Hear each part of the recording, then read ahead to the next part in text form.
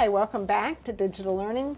Today we have with us Kelly Dorsey, and she is a Technology Integration Coordinator in the Department of Digital Learning, and we're talking about interactive ways using technology to engage students in their learning. We just finished a little segment on Smart 16, and now we're going to move to Sway, which is a product within our Office 365 waffle, which we've talked about a few times on this show.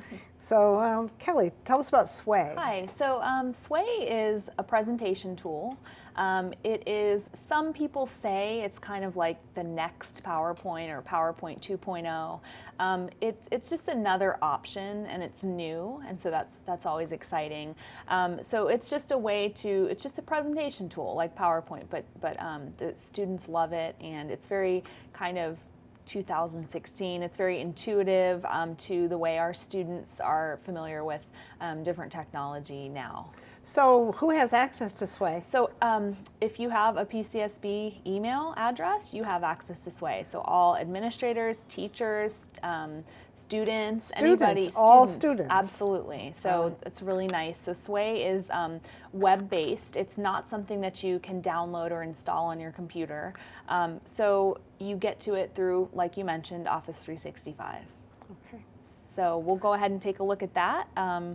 So to get to Office 365, and we have talked about this on the show before, but there's a couple different ways to get there. I think for teachers, and hopefully, if not yet, upcoming students can access it through Focus. Once you log into Focus, there should be an O365 link. You can also get to it just by going to the website o365.pcsb.org. And when you get there, this is what you'll see. So the first time that you log in, it's going to be your email, your full email address. So mine would be dorseyk@pcsb.org. Students, it'll be their r2.d2@pcsb.org.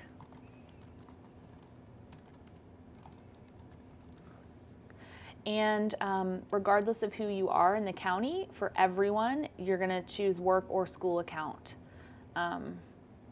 This is something that was purchased by the district, so it's not going to ever be a personal account. The second login screen that's going to pop up will be your email address without the pcsb.org and your email password. So mine would just be DorseyK, and then my password. Students would be r2.d2 and then their s. Okay. So once you're actually in Office 365, like you mentioned before, Sway is an app on your waffle. So you can access it through your waffle, and if you have, if you go to that main, when you log in, if you have it set to go to this main page, you can also get to it right from here as well. So you'll see this little icon that says Sway, and you'll click it. And when you get to Sway, you'll see kind of, this is the first page that you see.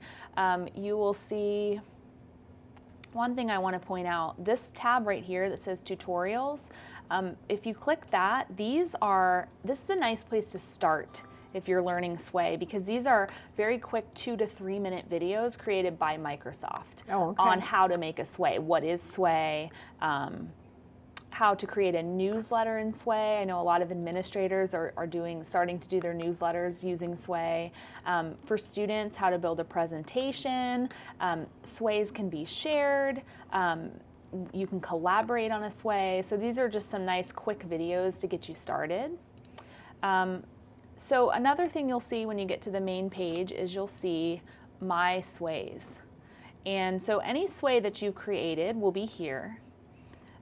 If you keep scrolling down, there are some nice templates that you can start from. So if you are thinking maybe you want to use Sway to make a newsletter, or maybe you wanted to have your students do a report or a presentation, this is a nice place to start. It kind of gives you a nice template and allows you to just kind of fill out your own information.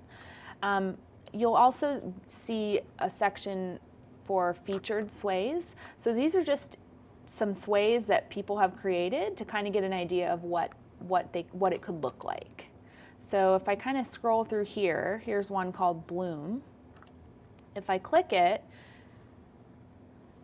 it'll open it up, and sways can look, the nice thing about sway is you can have it look, each sway can look very unique and different. So this is just an example of one of the many type of sways that you could create. So just to kind of get a feel for what a sway could look like, you can kind of take a look at some of these featured sways. So when you make a sway, you can have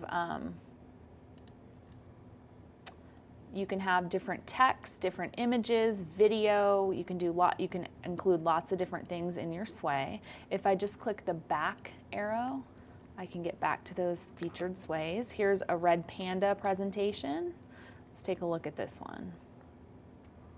Notice that this sway is scrolling kind of from left to right. You can have your sway be laid out in lots of different ways. You can have it scroll from top to bottom, left to right. You can do more of a traditional PowerPoint feel where it's just slide by slide. This was done by a 7th grade student on the red panda. So you'll see some different images, some different text on some research that the student has done. And just to kind of get an idea, but remember, there's lots of, they can look very different. So, but again, it's just a presentation tool. So you've been doing lots of work in schools with this, visiting Yes. classrooms. Tell me about some of the classrooms. Sure. So you'll notice that my sways, you'll see a few different sways on pugs. Well, I see a lot about pugs there. Somebody must like pugs. So I have pugs. But the reason I have so many sways on pugs is because I've recently have been going into some 3rd grade classrooms, and 3rd graders have recently been working on nonfiction writing, specifically teaching, doing some research on something, and then teaching someone else something that they know a lot about. Okay. So what I did is I went into some schools, most recently Walsingham Elementary and Fairmount Park, and I kind of taught the students how to make a sway, and then we took what they were doing currently in writing, which was nonfiction, and I asked them to think about something they knew a lot about that they could teach others. And so for me, that was pugs, that's an easy one. So just to kind of get them introduced to sway and how to make one, that was the one I chose as an example. So I've done this a few times, so as you can see. Open up a sway on pug. Okay, let's see. Here's one I did.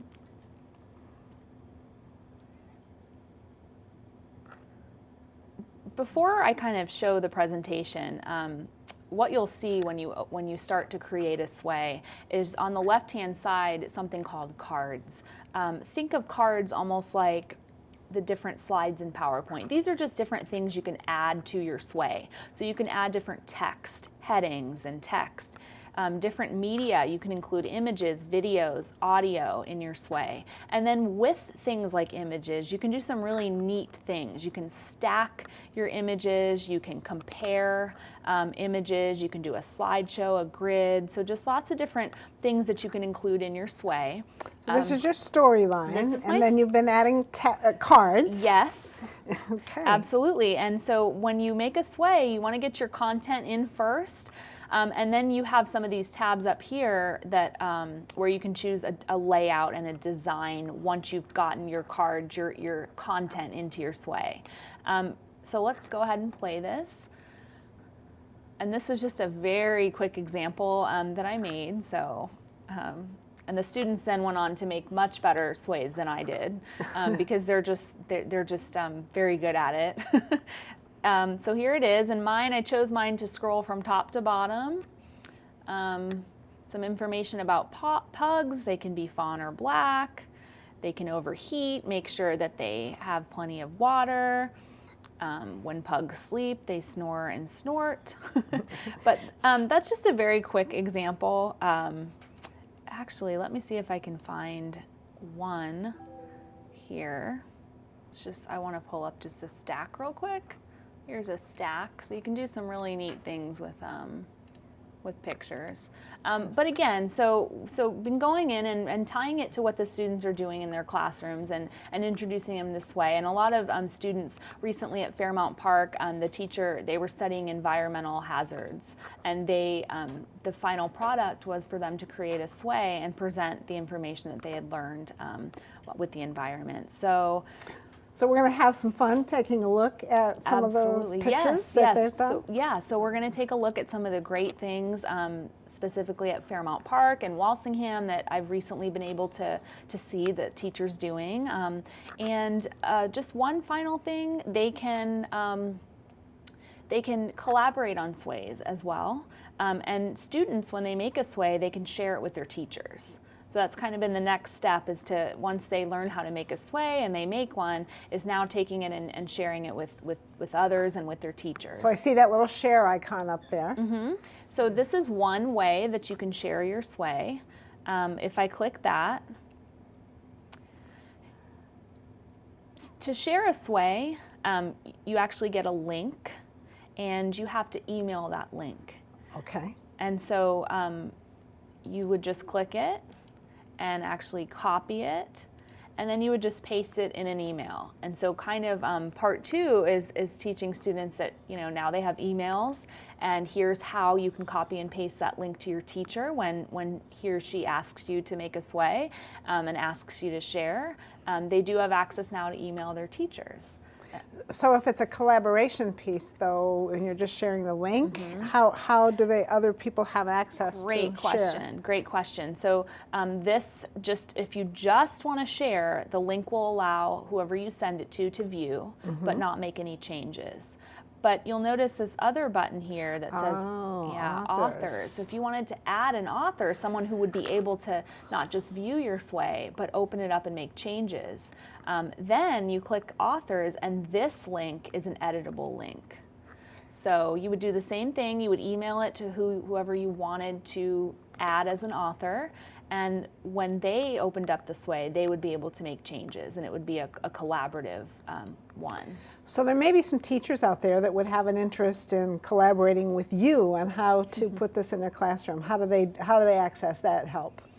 Sure. So you can just email me, dorseyk@pcsb.org, as well as Sarah Trulson. We have a really great team in digital learning, 3 technology integration coordinators, and our Sarah Trulson, who is the program coordinator. So if you email her at Trulson, TRUELSONS,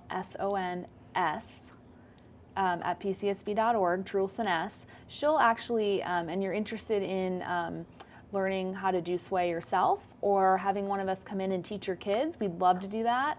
If you have an idea in mind for having them make a sway, just go ahead and email Sarah, and she can kind of disperse whoever is kind of assigned to your school. I have Area 4 schools, but Sarah can kind of forward that email to the right person, and one of us would be happy to come out and get you started with sway for whatever purpose you can see yourself using it. All right. Well, Kelly, thank you for being with me today and sharing all the fun stuff that you know about how to get kids more actively engaged in their learning and communicating and collaborating. Thank you. Hope that you'll join us next time on Digital Learning, and we will be talking about some more coding, Ozbots and Osmos. See you on the next show.